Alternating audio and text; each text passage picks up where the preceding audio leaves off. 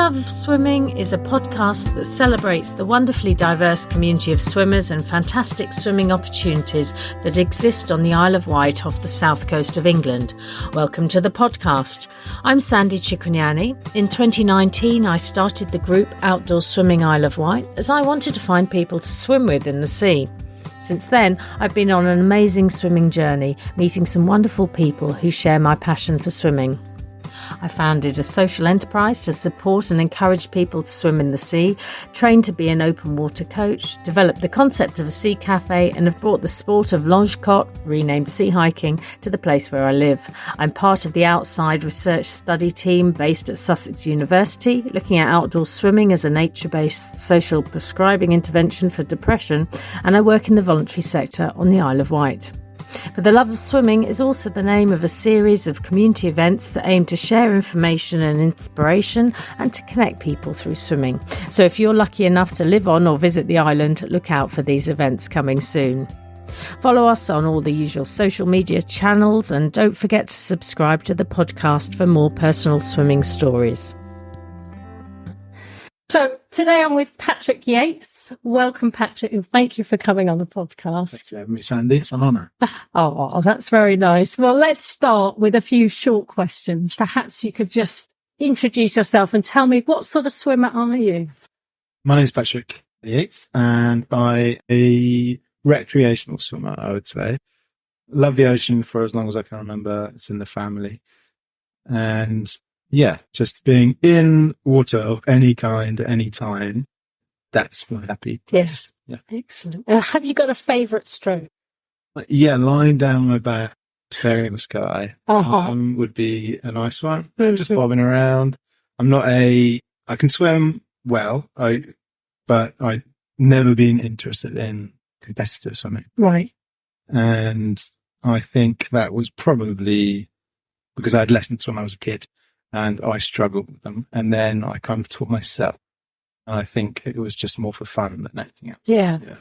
Okay, we might go back to that in a little moment. But have you got a favourite place to swim currently? And then a favourite place that you've ever swum? It's a great question. Our local is kind of Dunroman Beach near Tradewinds. And there's a little slipway there. And in summer, it's perfect when you get the tide right because you can just dive right in off the slipway and it's always pretty free. That's a beautiful spot. Other than that, I would say Woody Bay would be my favourite because, something just about the undercliff that's special. Yeah. Excellent. And is there any one place that you've swum in the world that I liked, perhaps? I swam with humpbacks in Tonga and that was unbelievable. Really, really special. Quite frightening, but really special.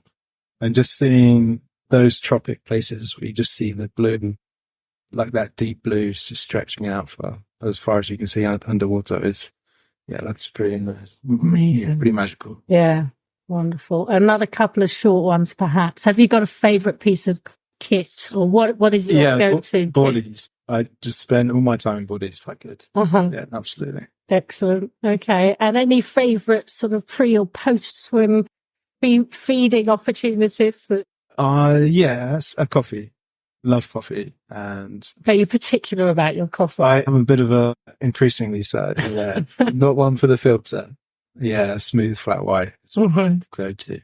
Excellent. Okay. Well, let's go back to the beginning. So you said you had some lessons. Do you remember your first sort of swimming experiences? Or yeah, as kids, my mother's mother was from Steeple Cove, and my nan and my great nan, we used to call her Nana Beach. She swam every day without fail.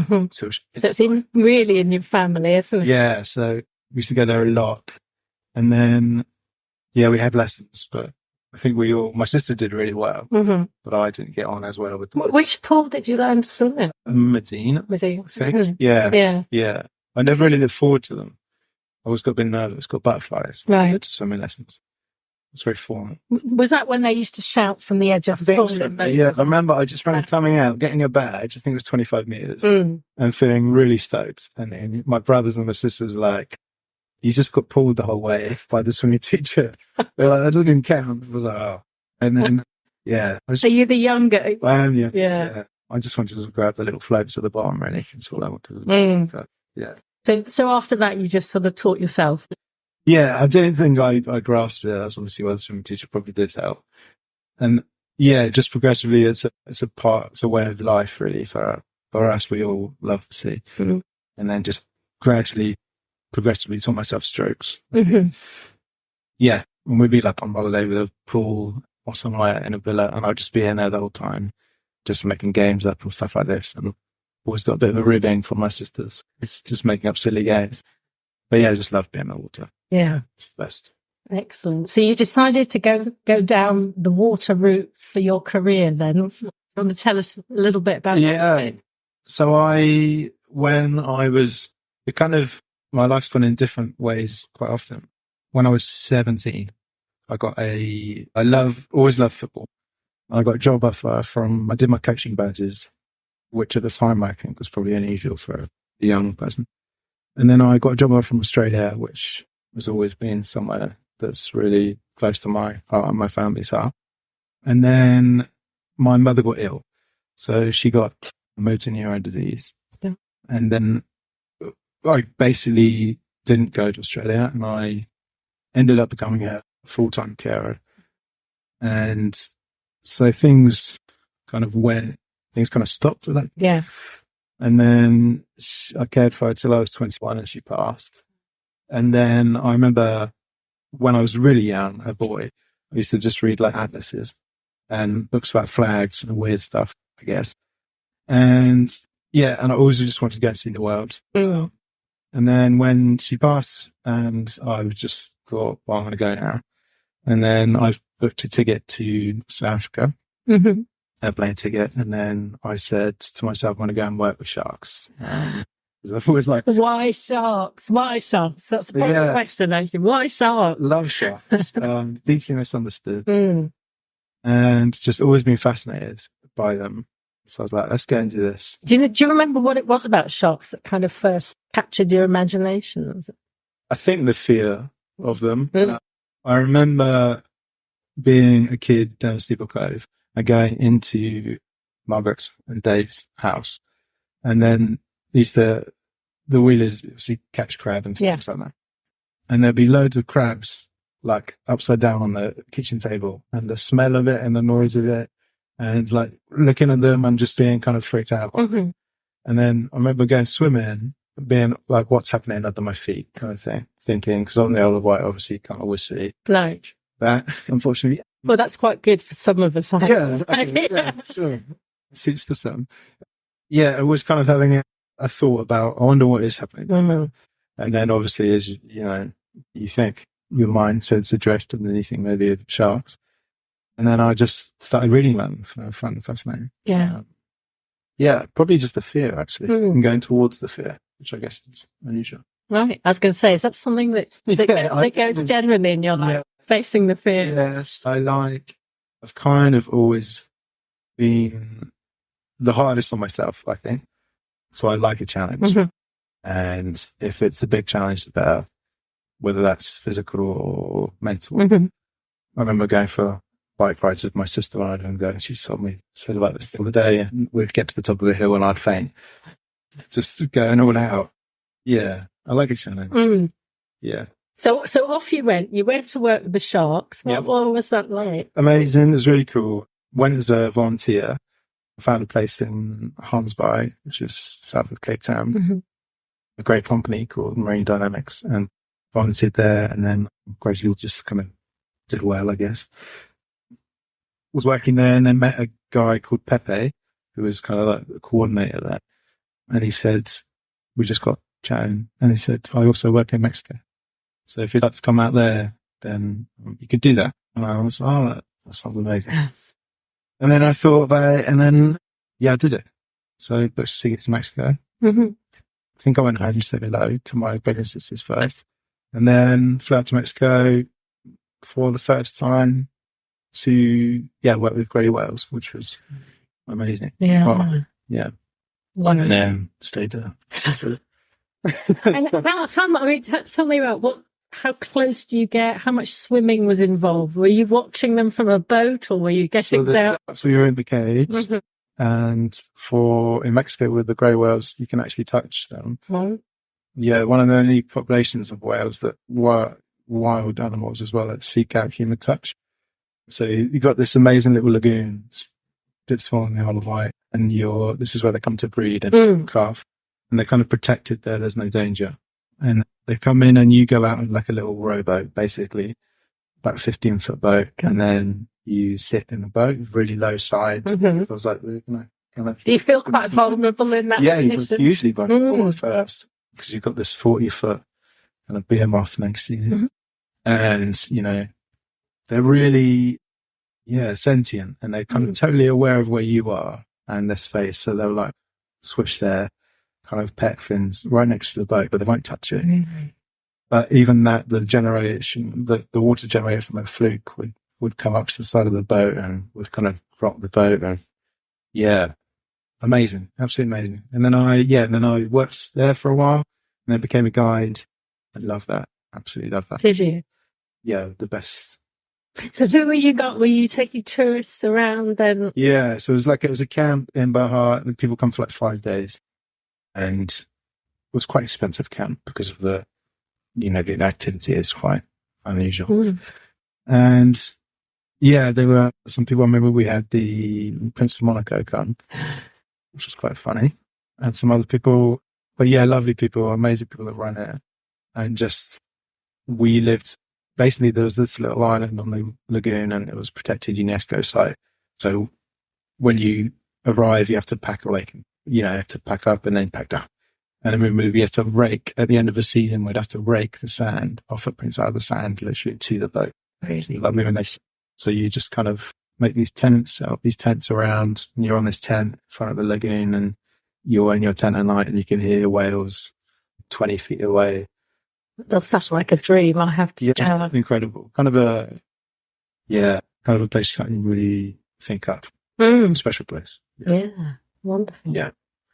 And then you ended up back on the Isle of Wight. How did that happen? The Isle of Wight. Yeah, so when the whales would migrate back up to Alaska, I would leave Mexico and travel for the rest of the year to different places. I was in Australia for a couple of years, New Zealand for a year, and then different places.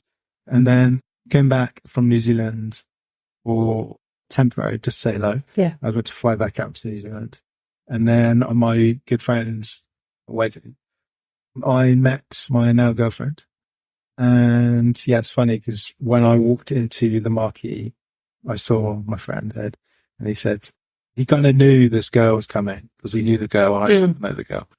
And I said, "Oh, congrats." And he said, "No, congrats to you, your future wife." And I remember thinking, "Oh yeah, sure." And he went in, and no word of a lie, I saw the back of her, and I thought, "Oh my goodness."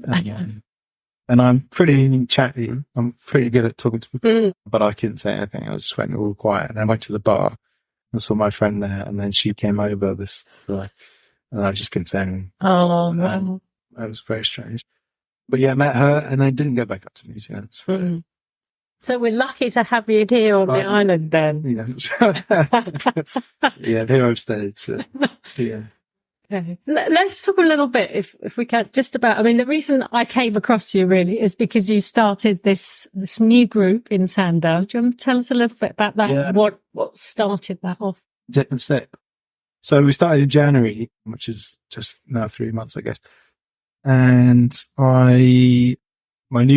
since I've been back in the island, I've been teaching. I was a PE teacher for 6-7 years. And really great job. Really enjoyed making relationships with the children and people. Lots of great moments. But then I had a problem with my ankle. I have Achilles tendonitis, and it was very painful to work. So I would, obviously being a pizza show, kind of on your feet all day. And I would leave work and drive home, and I would have to pull over the car because the pain was too much. And it was difficult. And then I don't think I realized that during that time, it had taken a real impact on my mental health as well, being physically in pain every day. And I didn't realize, because I've always been, like I said, a person that challenges themselves. I kind of, no, it's fine. You can, get through this. When my mother was ill and I was looking after her, I'd be like, it'd be fine. I can do it. I can always do it. And this and that. I remember being in Australia and I was assaulted on New Year's Eve. And I got my jaw broken and I had a job at the time, but obviously I couldn't talk. And so I lost my job and it was wide shut for about 6 months. Yeah. I was thinking, and then I obviously lost my job, so I lost my income and I had no safety net. So I was, for a while, I remember sleeping in some public toilets in Adelaide caravan park. And it was really low time. It was a really difficult time, but I still, even then, thought, no, it'd be fine. I can do it. Yeah. This will all be okay. Yeah. And then I think what I didn't realize is actually being at work and coming home and kind of having that kind of monotony, I guess, of life. I gradually was kind of feeling low. And you just do things like you come home and you're like, oh, we're going to see these people tonight, and you can't really be bothered. And you're all like, and that kind of chips away quite quickly without you knowing. And then thinking, well, maybe something's going on here. So then things kind of came to a head. I was meant to have an operation for my ankle after about 5 years of being in pain. Yeah. And then the operation got postponed several times. And then we were being at work one day. I just came back, just was told then I was at work, and then I went to the hospital, and the consultant said, oh, we don't want to do anything now. Come back in another 6 weeks because we want to do something else. Yeah. And I remember thinking, when he said that to me, I think that was probably the straw. And I remember sitting there feeling desperately sad, thinking, okay, and just totally being winded. I've been wind taken out of me. I went back to the car and I remember just staring at the windscreen, thinking, oh, I don't want to do this. I don't want to, I don't know what to do. And then went back to work, I was on the computer trying to do some admin stuff. And then staring at the screen, just realized I'd just been staring at it for about probably 20 minutes without actually doing anything productive. I thought, I can't do this. This is no good. So I went to see my boss, and then I think she was in a meeting. I think she must have realized from the look on my face that it was serious. And then she came and talked to me and she said, well, are you okay? And then I think and then it all just kind of collapsed. Yeah. Okay? Did the tears come? Yeah. And I'm not an emotional guy. So and I think, especially in front of people. Yeah. And I remember just thinking, oh, I don't know what's going on here. And then the more you do it, the more it happens, the more you kind of it shakes you and you feel like, and then, I remember saying to her, she said, what do you want to do? And I said, I don't want to be here today. I don't want to, teaching is great, but a large part of it is acting. So you're putting on your face every day. Everyone's issues are your issues, and your issues aren't theirs. So, what can we do for you? And, how can we help you? And I think in teaching as well, and in any kind of service or like job, you put up with a lot of stuff. And I think there's kind of a grin and bear it, kind of laugh while you're crying attitude. And I don't think that's always healthy. No. You don't feel that you can really share other people's workload. And she said, what do you want to do? I said, I don't want to be here today. She said, maybe go home and then call me tonight if you want to come back to work tomorrow. And then I did. And I said, I don't want to come back tomorrow. And then she said, maybe go and see someone. So then I made an appointment with mental health nurse at the Bay medical practice called Rianne, and went to see her. And from there, I kind of just went on this weird self-exploration time since about September now, which has been amazing and really different and not easy, but great. And so about December time, I was thinking, I've always wanted to set up a group that work and you just don't have the time, you feel like. Anyway. And then about December time, I was like, I'm just going to do it. Why not? Yeah. I remember my girlfriend's best friend's cousin was over from Australia, and I met her for the first time. And we went to the Coffee Bubble and we went for a swim, and it was winter, obviously December, and she's from Australia. So I was like, it's pretty cold. I was like, yeah, it's cold. I remember talking to her about wanting to set something up, and she was like, she's from Adelaide, and she said, "Oh, we've got the big group in Adelaide just started. You should do it. You should go for it." And I was like, "Yeah, I will go for it." And then a couple of weeks later, I thought, let's just do it. Let's go for it. Why not? Nothing to lose. Kind of just put yourself out there. Yeah. And then we started dip and sip on January the 7th. I think it was our first swim. I legitimately thought it would just be me. And maybe my girlfriend just took pity on me, and maybe someone else. If they put pity on us. And yeah, we had 7 for our first swim. And then 3 months later, it's kind of just gone a bit crazy, really. How many did you have last week? Last week was Iranian, which, naturally on a Sunday morning puts people off, is they kind of check the forecast the night before. I was like, less for the light. But I think the week before that, even then we had quite a few. The week before that, my friend was there, and he was beachside, so not in the water. And when you're in the water, it's kind of hard to see. Yeah. He was beachside, and he thought there were about 60 odd dippers, about 20 on the shore, so about 80 people, which is crazy. Yeah. To have that in an English winter on a cold day. And even here, somewhere on the Isle of Wight, people still say they only swim in summer. Yeah. Yeah. Yeah, so it's really, taken its own kind of path. It really has, hasn't it? Yeah. People seem really keen to have that social connection, don't they, with people? Yeah, they do, and I think that's amazing. Like, I think that's so good. I think the benefits of sea swimming are enormous, but I think as much as all the scientific benefits and the way it can help things like heart disease and all that kind of stuff, as much as any of that, it's just, I think just people being in touch with nature again in a really simple way, in a primal way, and being vulnerable, like just being in the sea, kind of turning up to, it's not a club. I don't want to call it a club. This is not, but turning up to an event or a thing where you, in of itself is kind of out of your comfort zone sometimes. And I think to turn up to someone like that and then go in the sea and have all that kind of stuff that we have with society telling us what we should look like in our swimsuits and all that kind of rubbish. And then to do it alongside people. But as soon as you go in the sea, everyone's in the same position. Everyone's vulnerable. Everyone's kind of guard is dropped. And you just look around. That's the biggest thing for me, just looking around at people's faces and just seeing them in that moment. And there's really, when it's cold, there's really little else you can do but be in the moment. Yeah. You have to be in the moment. You have to calm yourself. You have to control your breathing. You have to kind of just be right there in that process. I think that's really, really valuable these days. Because there's not many moments where you get just to be still and in the moment. Yeah, definitely. And it's a real it's a generational kind of group as well. You've got some really young people and older people. It's a really nice mixture as well. We've got some nippers on the beach that just play with each other, which is awesome. 2 kids do that. And it's cool to have that kind of, the sea, the beach, the ocean is not just for summer. Yeah, it's all year round. We can, it's the island's largest common good. Let's make the most out of it. And they're playing on the sand, digging bits and whatever. You got, teenagers in there, you got 20s, 30s, 40s,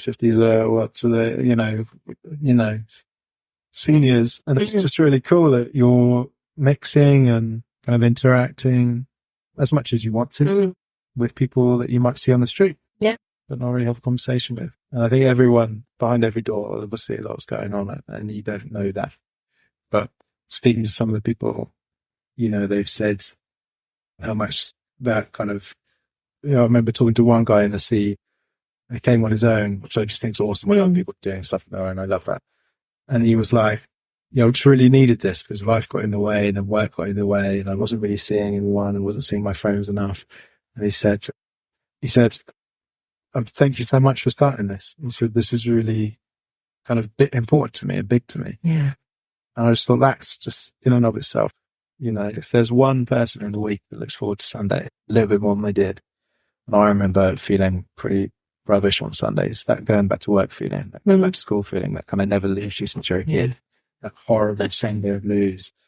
And if we can change somebody's feeling on Sunday from that'd be worth it. Yeah. Wonderful. And do you think it was just simply word of mouth, or do you think the Instagram sort of had some part to play, or I how think do you it think does. it picked up so I don't know, because I didn't really invite anyone to it, the page. I didn't want to be that way. Like, if people like something, then they can like it. I don't want it necessary. So we just set up the page and then went, and then it kind of just, and then just started seeing this person's followed, this person's followed. I think it was like 500 now or something. And and they're they're people that are invested. They're people that, they're not just following along in the darkness. Do you know what I mean? They're actually part of the people that come and interact. And that's so cool. Yeah. And I think it's just word of mouth. Like, a friend, she's a nurse up at the hospital, and she said she overheard some of her friends talking about going to this thing called, so she was like, oh yeah, I know that guy. And I was on a coffee course the other day, actually, and the guy there was like, he said, where are you from? And I said, oh, Stand and Shack there. And he said, oh, isn't there that different sit thing that's started up near you? And I was like, yeah, that's me. And he was like, no way, my wife really wants to come. And just kind of but a lot of people seem to know about it. Yeah. And it's just cropping up in conversation. Yeah. And that's so cool. Yeah. So you're meeting new people every week? All the time. Every week's new people. We really want to get that balance of, hey, welcome. But also not like, well, tell me about yourself. Because that's not what we want to do either. Yeah. If you want to come and just be on your own, awesome, great, no problem at all. Yeah. If you want to come and dip and then run off, you do you. But if you want to just hang around and interact with people and chat, then there's people that will do that. Yeah. I was going to say, have you thought about sort of, or how is there a balance between sort of feeling responsible for people and having to be there every week, or I don't know, how does that work for you at the moment? Yeah, I think there is that. And because it is very informal. It's completely informal. Yeah, it's totally I think it's great. I'm very that way inclined. I don't like to make people, but it's not like, that's why I don't call it a club. I don't want people to come and be like, oh, I can't come this week. Oh no, that's not good. It's just whatever. Yes. If you want to come once, great. If you want to come and just watch, awesome. If you want to come and every week, fantastic. Like, no worries. And I think just having that kind of informal kind of thing, and obviously the guys at the Coffee Bubble, who I absolutely love, Jane and James, it's been a real getting to know them throughout this period has been one of the highlights. They're just lovely people, and their vibe is very similar, I feel. I was going to say, because I know when I went, they were giving free cake away. How did that come about? Free cakes. I didn't even ask her. It's mad. I said there was no arm twisting involved. No, not at all. She's just, I think when you meet some people, you're like, that's someone special. Thank you for sticking with us. I hope you're enjoying this podcast. If you would like to be interviewed or know somebody that you think we ought to interview, please let us know. I think she's just a lovely person. They both are. And she, I thought in my head, it would be great if we could go dip in and then we could come out and get a cafe. And in that spot, you've got a few cafes. Yeah. I thought, everyone can just go to their own cafe, get whatever. And then I messaged her because we were going to swim next to it, and I didn't want to be kind of intrusive. And then she was like, oh, it sounds great. Let's do it or whatever. And then, and I was like, okay. So the first week she was like, I made some cakes. And I was like, you didn't have to do that. And now every week, basically, she makes these cakes and they're free and they're incredible. Like one of the other weeks she came, I saw her and she was like, I came down Saturday or something, dropped the cakes all over the floor.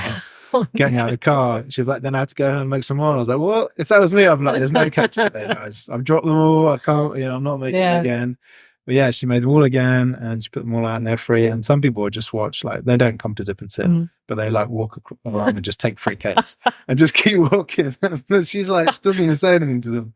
Yes. Yeah, it's pretty amazing. And the coffee's great. Yeah. The hot chocolate, whatever you're into. Yeah, just, it's a real nice, just brilliant. It's a great place. Really nice. Yeah. Excellent. Okay. So anything new on the horizon? You're just carrying on with that? I think some plans are afoot. They're not confirmed yet, but obviously I've never been in this position necessarily of having this much time out of work, which has been a blessing, because when does that happen, right? And Yeah, so I'm not sure what the future holds. I'm really pleased for Dip and Sip. Hopefully in my head, that will run all year round. Yeah. I have these visions of summer where people just turn up and they turn up early and they just stay. And they just stay on the beach all day, and then maybe some summer night swims midweek or whatever. But I'm not protective of it. No. And say if went somewhere else and moved somewhere else, hopefully someone will carry it on. Yeah. I'm just glad that I'm just pleased and I guess proud that in that moment where things weren't looking so good for myself, something good's come out of it. Yeah. Yeah. Yeah. No, that's great. That's really good. I don't want to get into a negative vibe particularly, but sure. With swimming, and particularly in the sea, people do have a lot of fears. There is a lot of danger there, if you like.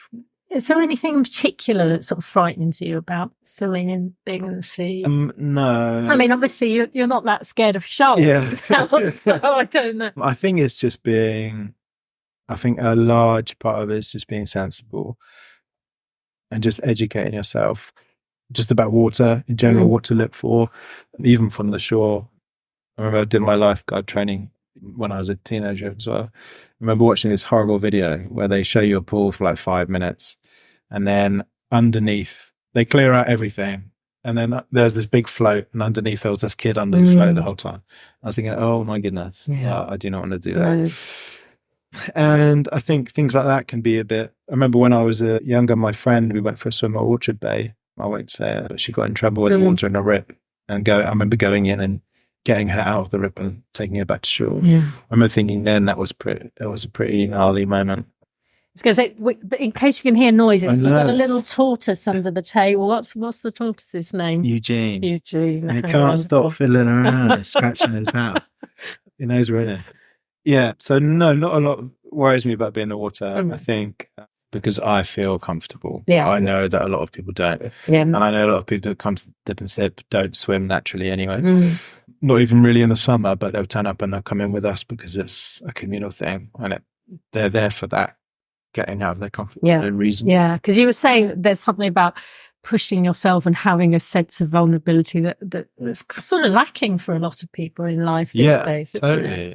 Yeah, I think it's really easy to kind of avoid those situations. Yeah. I mean, I hear people saying, is it 100% safe? And you go, well, no, that's the point. It's like nothing is. Absolutely, life, yeah. And some people still seem to expect that of things, don't they? Yeah, I think so, because I think as people put fences up all the time and they try to make their lives safe. And there's a lot of, we used to get that at work, there's a lot of kind of helicopter parenting or lawnmower parenting where they just come in and take their children out of situations or make it as easy as possible for their kids. And it's all... I've never heard that term, lawnmower parenting. Just taking down all those obstacles and then when something does happen, not really know how to respond. Yeah.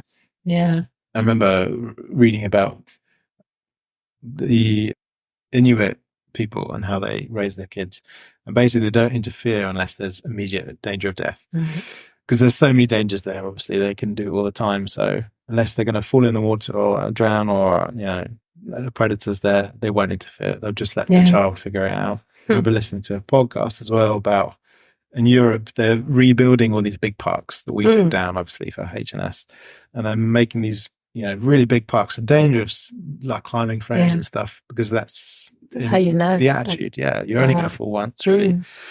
I think we've taken a lot of that away, and as adults, I guess you've grown into that as well, and you want everything to be safe. Yeah. I mean, that leads me on to one of my other questions I've put down is where do you think you get your resilience from? Because you've obviously picked yourself up a number of times throughout your life. Does that come from anywhere in particular, do you think? That from being a carer at a young age, or did you have that before, do you think? I think it's probably always been instilled by my mum. I left when I was young. And my mother brought up 4 of us, and she went back to school herself when we were young to be a nurse. And I think she would come in late at night, and we were like kids, 5 or whatever. There's 2 years between all of us. And then we'd have like cleaning teams, like purple team and green team. We'd have to clean the house. Like green would be upstairs, purple downstairs. We had to cook. Why didn't I ever think of that? All of that stuff, yeah. And I think from there, really, just having that example of someone working so hard and taking their responsibility kind of gave to me, I guess. And then I just remember, just playing on my own quite a lot, being really close to my brothers and sisters, but I would just be outside because I was into football, no one else was. So I'd just be out there till it was dark. And I think just that resilience of playing and being on your own and having that example, just that really strong example of a strong woman doing whatever it took. I think, that stands you in good stead. Yeah. Great. Just a couple more questions, if I may. Who would you say was your greatest influence, particularly with regards to the love of water and swimming? Things like that. That's such a good question. Do you know what? I don't know. I think love of swimming, I think knowing that it's in the bones and in the blood, and just being influenced by wanting to be there. I think like on a day like today where it's sunny outside, which is nice, just wanting to be in those environments. And if you want to be in those environments, people have always had these dreams of, I'd love to grow up and stuff or whatever, or scuba. If you want to do those things, you need to go and do it. And if I want to be in the water, I've got to be in the water. So I guess no one in particular. Yeah, I don't know. That's such a weird question. I never even It might come to you in the middle of the night. It might. Yeah, just being in the water and just being kids near the water, I think. Yeah, just gravitating towards it, I think. Okay. And this podcast, as you know, is called For the Love of Swimming. How would you summarize your love of swimming? I think it means so much to me. The longest I've ever spent away from the ocean, I was working on a cattle farm in the outback in Australia. And I was there for 3 months, didn't see the ocean, only just saw, the billabongs or whatever, and missing it massively. I think it's my compass point. I think just that thing of where you can get to the coast and look out and see nothing. That doesn't happen anywhere else. Even on the land, you'll see a tree in the distance or whatever. But here, you literally just see nothing. And I think that's so important for the mind to send thoughts out over the sea and not have them come back. And it just means a huge deal to me. And being in the water, there's no better feeling, I think. Yeah. Just having being immersed. Yes. And you've been in today, which I haven't, so I'm slightly jealous. Lovely little swim brook. Yeah. It's just great, isn't it? Yeah. Well, thank you so much, Patrick, for coming on the podcast and for sharing your story. Thank you for having me. It's been great.